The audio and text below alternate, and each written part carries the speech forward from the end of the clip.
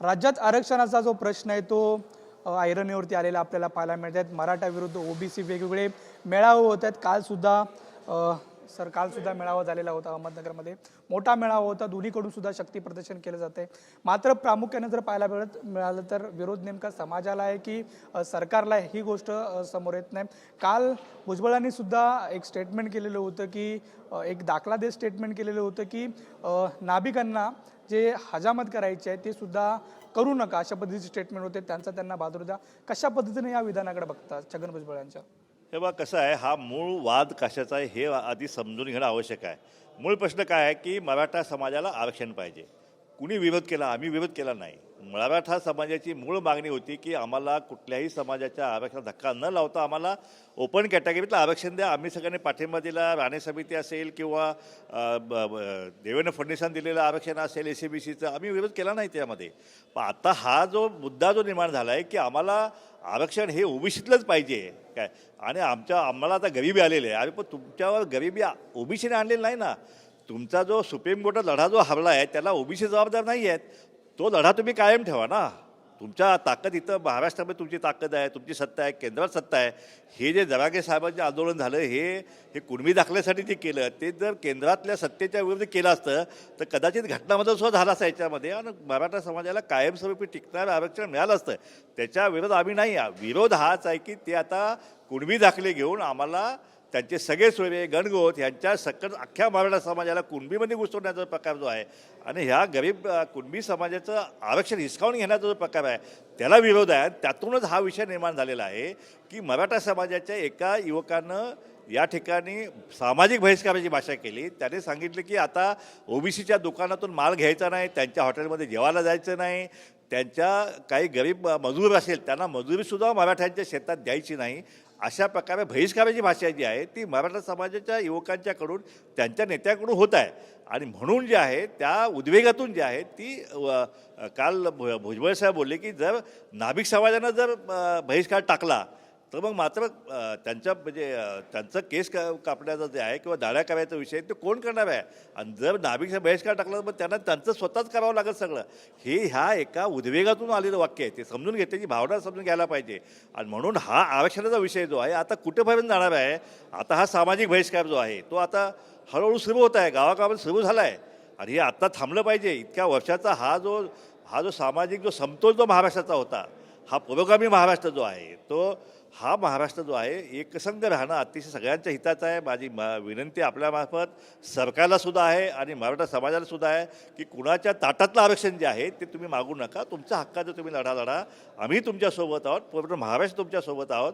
फक्त या गरिबांच्या ताटातलं आरक्षण जे आहे ते तुम्ही घेऊ नका, एवढीच आमची विनंती आहे। नक्कीच। मात्र पाहायला गेलं तर मराठ्यांनो लक्षात ठेवा, आमच्यासोबत आता प्रकाश आंबेडकर सुद्धा आहेत, असं सुद्धा तुम्ही भरसभेत म्हटलेलं होतं।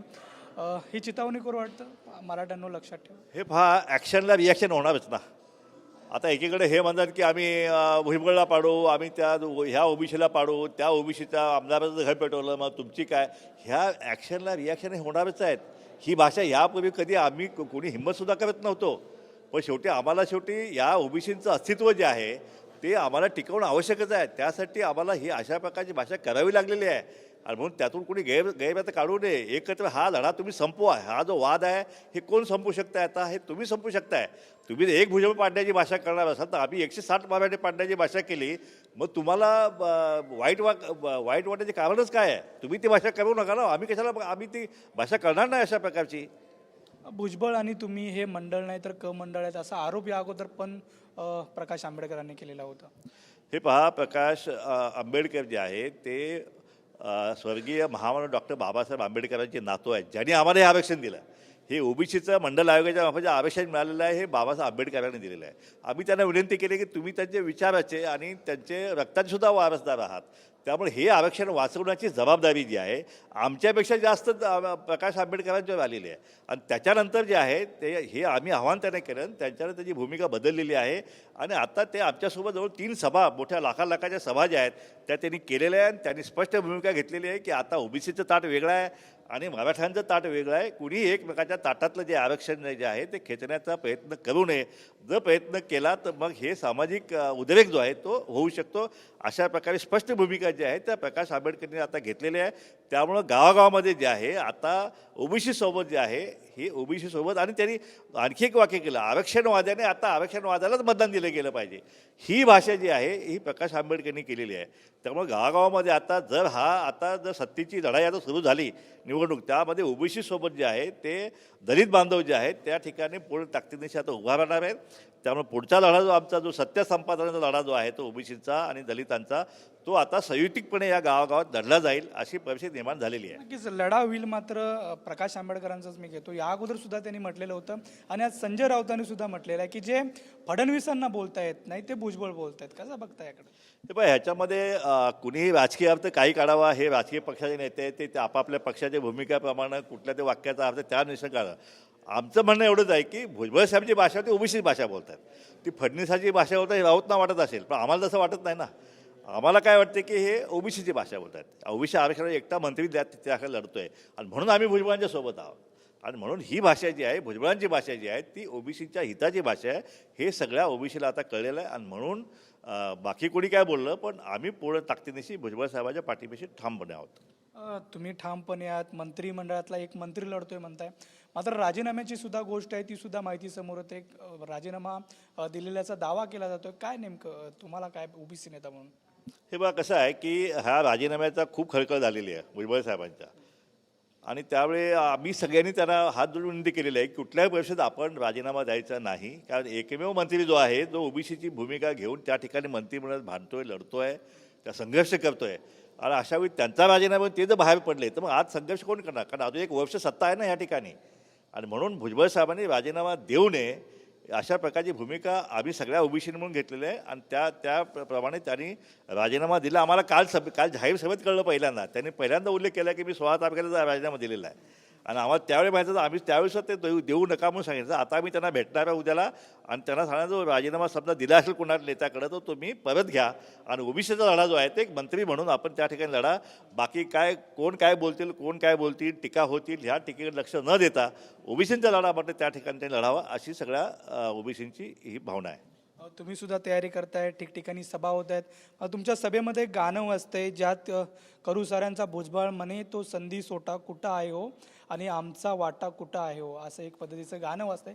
याचा नेमका काय अर्थ काढताय? बरोबर आहे ना. आता ह्या सगळ्या ह्याच्यामध्ये मराठा आरक्षणाचा हा जो उद्रेक निर्माण झाला आहे याच्यामुळं आमच्या गरीब ओबीसी समाजाला सुद्धा आता कळायला लागले की आपला वाटा आम्हाला मिळालेला नाही आहे. म्हणजे होता जेव्हा म्हणून वाचला शिवा, ज्या स्वराज्यामध्ये रक्त सांडलेली ही मंडळी जी आहे ती मावळे मंडळी आहेत. स्वातंत्र्याच्या लढ्यामध्ये उमाजी नाईक काल त्यांची पुण्यतिथी होती, त्यांना तीन दिवस त्यांचा फाशी दिलेला मृतदेह 3 दिवस लटकत ठेवला.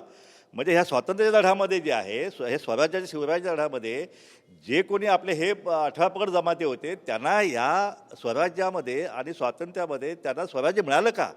त्या स्वराज्य आणि स्वातंत्र्याची फळं त्यांच्याकडे अजून मिळाली की नाही? अजून पालात अजून भटकतोय हा सगळा समाज. आणि म्हणून हा जो समाज जो आहे हा समाज आता त्याला स्वतःची जाणीव झालेली आहे. म्हणून आमचा वाटा जो आहे जो सत्तेमध्ये आहे, जो सगळ्या ह्याच्यामध्ये प्रक्रियेमध्ये जो आहे आरक्षणामध्ये आहे, तो आमचा वाटा जो आता आम्हाला मिळाला पाहिजे ह्या भावनेतून आता ते गाणं होतं आहे की आमचा वाटा कुठे आहे हो. हा जाब जो आहे या गाण्याच्या माध्यमातून समस्त हा ओबीसी समाज जो आहे, भटक्या समाज जो आहे तो सरकारला विचारत आहे. जे मोठे भाऊ म्हणून स्वतःला म्हणून घेतात त्या मराठा समाजाला सुद्धा म्हणतं की आमचा वाटा कुठे आहे? तुम्ही मोठे भाऊ आम्ही छोटे भाऊ, तुमच्या वाट्याला सगळ्या मुख्यमंत्रीपद, सगळे कारखाने, बँका, शाळा, कॉलेजेस, सूतगिरण्या, मार्केट कमिट्या सगळं तुमच्या. आमच्या वाट्याला काय हो? आमच्या वाट्याला मजुरी, हमाली, वीटभट्टी, ऊसतोडी हे आमच्या वाट्याला. म्हणून आमचा वाटा जो सत्तेतला वाटा जो आहे त्या माध्यमातून आमचा वाटा, हा वाटा कुठे आहे हा जाब जो आहे एक लहान भाऊ मोठ्या भावाला विचारतोय त्याप्रमाणे सत्ताधीशांना सुद्धा हा जाब विचारत आहे. ह्या गाण्याचा हा अर्थ आहे. नक्कीच धन्यवाद TV9शी बातचीत केल्याबद्दल. गाण्याचा जो अर्थ आहे तो अण्णांनी समजून दिलेला आहे. ॲक्शनला रिॲक्शन मिळेल आणि जे भुजबळांनी वाक्य केलेलं होतं ते एक वेगळ्या भावनेतून झालेलं होतं अशी प्रतिक्रिया प्रकाश अण्णा शेंडगे यांनी दिलेली आपल्याला पाहायला मिळते. व्हिडिओ जर्नलिस्ट प्रेम मात्रेसह नंदकिशोर गावडे, TV9 मराठी, मुंबई.